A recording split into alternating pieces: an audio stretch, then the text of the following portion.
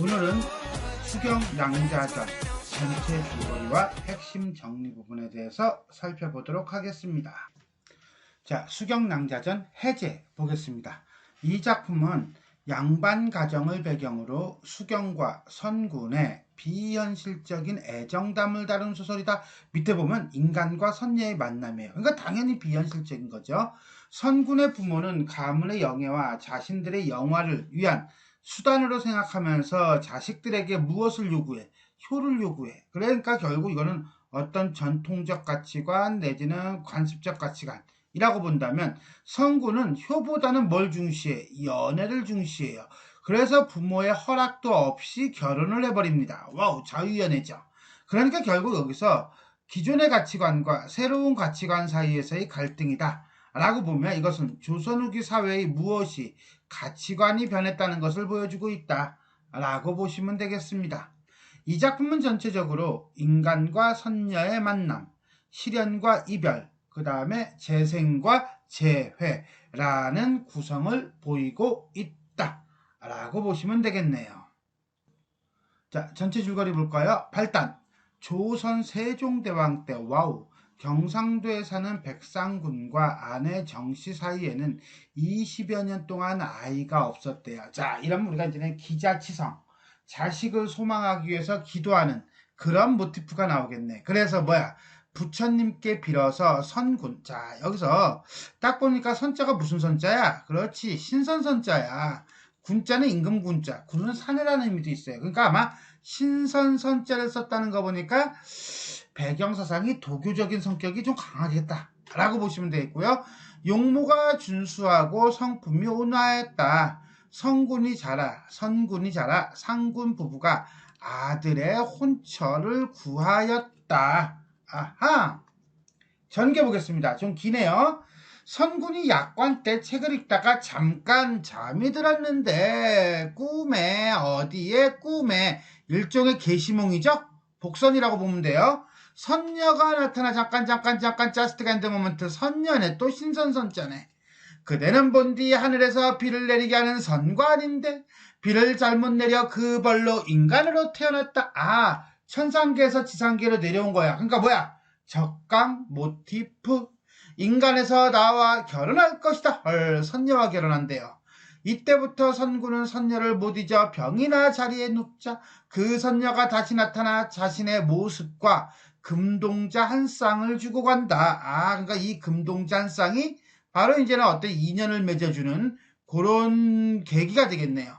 다시 시녀 매월을 보내도 병이 낫지 아니하자 발음도 꼬였다. 옥년동에 와서 자기를 찾으라 한다.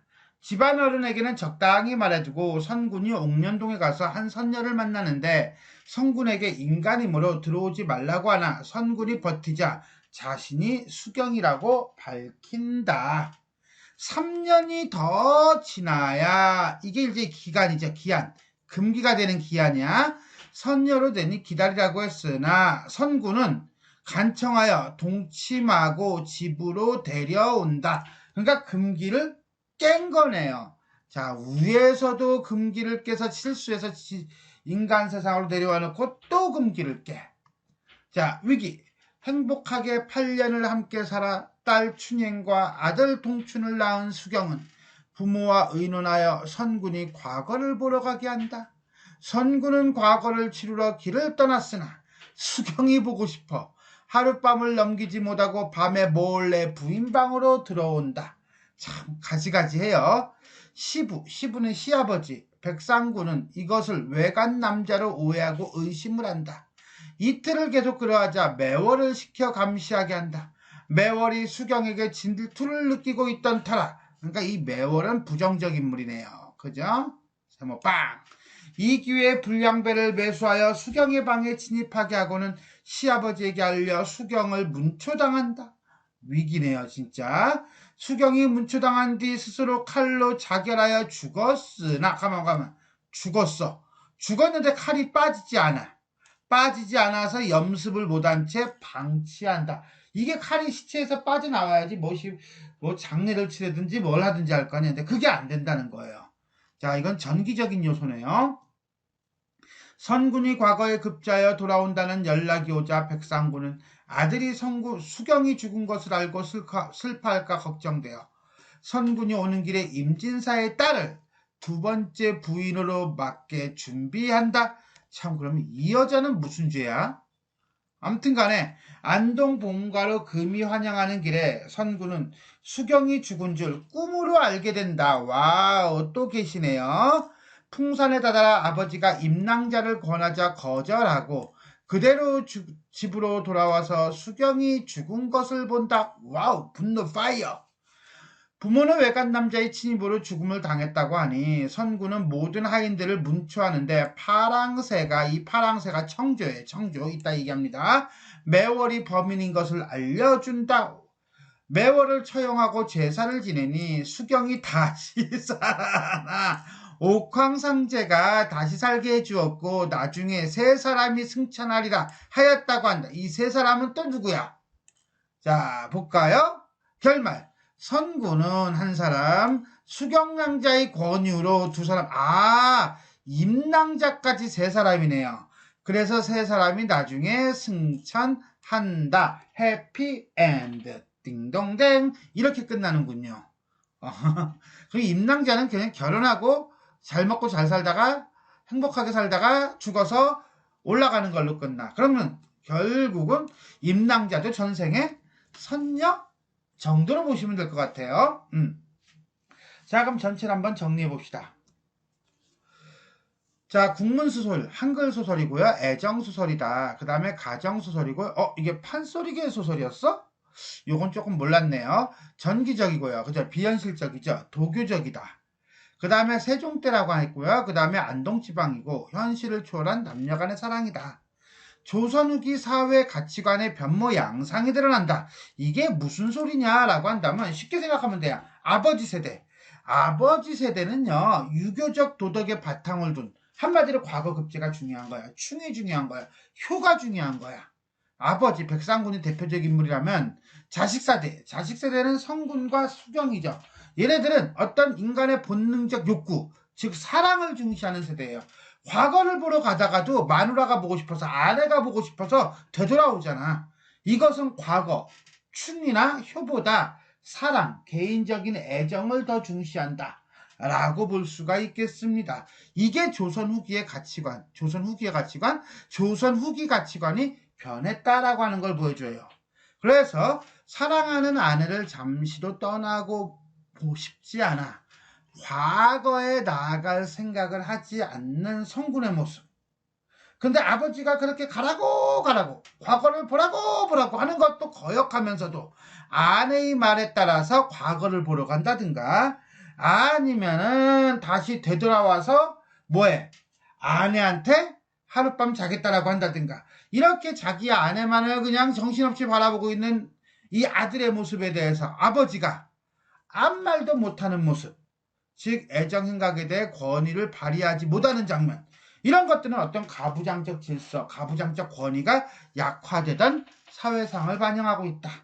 이게 조선 후기, 전기와는 다르게 변화된 모습이다 라고 볼 수가 있겠습니다.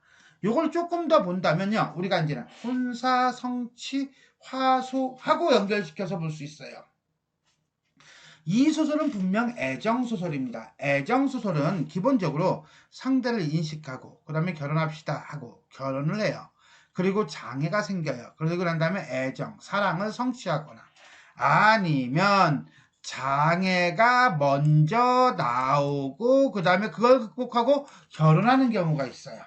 어쨌거나 그쨌거나 간에 자, 장애가 되는 요소에는 정치 권력의 횡포, 성리학적 이데올로기를 바탕으로 둔 가부장의 억압, 내지는 신분적 제약 등등등 사회 문제와 부조리가 반영되어 있는 경우가 많았습니다. 그런데 문제는 조선 후기 애정소설은 보통 뭐하고 부모와 자식 간의 갈등으로 문제가 되는 경우가 많아요. 왜 그러냐면 이전에는 부모가 결혼 상대방을 다 정해줬단 말이야. 근데 후기로 넘어와서는 부모가 중요한 게 아니야. 내 마음이 더 중요해 하면서 자식들 간에 남자와 여자의 어떤 자유연애가 나오는 거예요. 즉 가부장의 혼사를 주관할 권리를 무시하고 멋대로 배우자를 선택한다는 거죠. 이래서 보통 조선 후기를 배경으로 하는 경우는 부모와 자식 간의 갈등이 혼사장애로 많이 나옵니다. 조선족 결혼 관행으로 본다면 부모에게 아뢰지도 않고 당사자가 지 마음대로 결혼을 결정하는 것을 불고이취라고 그래요. 취했어. 알리지 않고 취하다라고 하는 거예요. 자유연애의 다른 말이라고 보시면 돼요. 이것은 가부장적 권위에 대한 도전, 나아가서는 성리학적 세계관에 대한 도전으로 받아들여지는 경우가 많았습니다. 수경낭자전도 기본적으로 혼사장애는 이 불고이취, 즉 부모의 허락을 받지 않고 결혼한다는 데 있습니다. 일단 백성군은 부모가 정혼하기를 기다리지 않고 수경낭자를 동경하고 하늘에서 정해준 기한 3년을 남은 것을 알면서도 결혼을 해버립니다. 그리고 난 다음에 집에 들어오니까 또 부모는 이걸 또 용납을 해요. 용납을 한다는 것은 결국 뭡니까? 어떤 갈등이 없어진 것처럼 보이지요. 하지만 이것이 근본적인 해결은 아니었더라. 그래서 수경낭자전은 애정이라고 하는 것을 근간으로 실현과 극복이라고 하는 걸 강조하고 있고요. 그걸 통해서 얻어지는 완전한 결합을 주제의식으로 삼고 있다라고 보시면 되겠습니다. 지상계의 삶이 천상계에 지배되는 이원론적 세계관이 드러나고 있다. 자, 이원론적 세계관이란 뭐냐라고 한다면 초월적 세계인 천상계와 경험적 세계인 지상계가 서로 연결되어 있다는 인식이에요. 천상계의 존재인 옥황상제나 부처, 용왕 등의 존재가 지상계를 지배하며 중심인물, 인간의 수명이나 혼인 등 인간사 생활을 주관하고 결정한다 라고 하는 인식이에요. 이건 현대사회의 관점에서 본다면 말도 안 되는 거고 전기적인 요소라고 보시면 되겠지만 당시 시대로 본다면 그럴 수 있다라고 하는 가치관을 가지고 있었다라고 보시면 됩니다. 자, 이런 장면이 수경낭자전에서는 어디에 나타나느냐라고 했더니 선군이 책을 읽다가 잠이 들었을 때 꿈에 선녀가 나타나서 그대는 본디 하늘에서 비를 내리던 성관이었다. 근데 인간으로 태어났다. 라고 하는 것은 결국 천상계와 지상계 두 세계를 인정하고 들어간다는 거죠. 또 하나 수경이 다시 살아나서 옥황상제가 다시 살게 해주었다 라고 하는 것은 결국 인간의 수명을 누가 결정져? 그렇죠. 옥황상제 천상계의 인물이 결정짓는다 라고 볼 수가 있겠습니다. 또 이러한 죽음이 3년의 기한을 어긴 죄를 용서받는 절차이며 비극적 사랑을 축복받는 사랑으로 승화시키는 계기가 된다는 점, 그 다음에 수경의 재생이 통과 의례를 거쳐 새로운 모습으로 태어나는 것을 상징한다는 점 등을 볼 때 우리는 이 작품에는 천상계와 지상계라는 이원론적 세계관이 드러나 있음을 알 수가 있겠습니다. 다음에 이 작품에는 서사의 어떤 흐름을 결정짓는 소재가 세 가지가 나오는데 첫 번째가 옥잠이고요. 두 번째가 꿈이에요. 그 다음에 세 번째가 청조, 그러니까 파랑새가 되겠습니다. 일단 옥잠. 수경이 자신의 결백을 증명하는 소재이고요. 신비롭고 긴장된 분위기를 조성하는 소재이며 사건을 극적으로 전환시키는 역할을 하는 소재이다 라고 보시면 돼요.